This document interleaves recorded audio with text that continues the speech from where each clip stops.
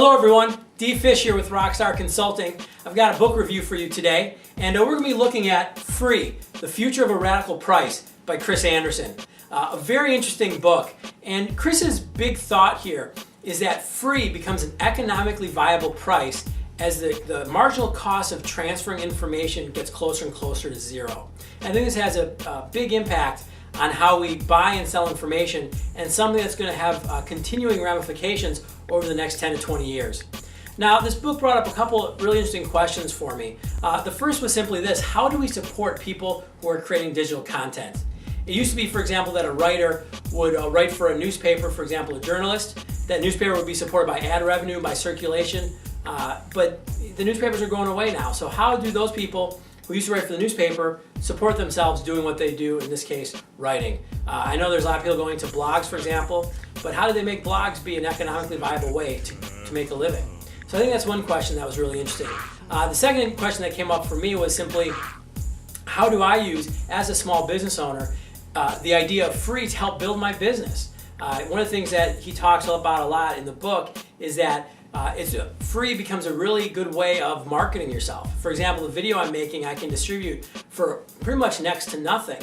So how do I not only use that as a way to get the information about me out there and my business, but also then how do I use that as a way to generate enough interest that people will want to pay me for the work that I do? And how do I specialize and differentiate myself enough that people are willing to do that? So this is something not only for me, but I really think for all the small business owners out there.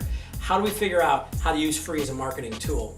And the one thing that Chris also has, which I really enjoyed, he has a list of what he calls the 10 rules of free. And I don't have time to go through those right now. Definitely check the blog post for that. But a couple that really stood out to me. One is that you will eventually compete with free. And it's just the idea that, this is the direction that the economy is going, so you can't ignore it. You do have to deal with it.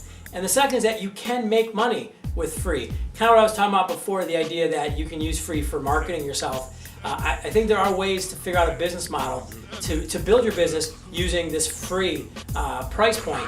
But again, we have to figure that out, and I think that's why I really like this book, because it really brought these questions up. Should you read the book? Yeah, I think you should. I think it's a really good treatment of these changes in how we buy and sell information.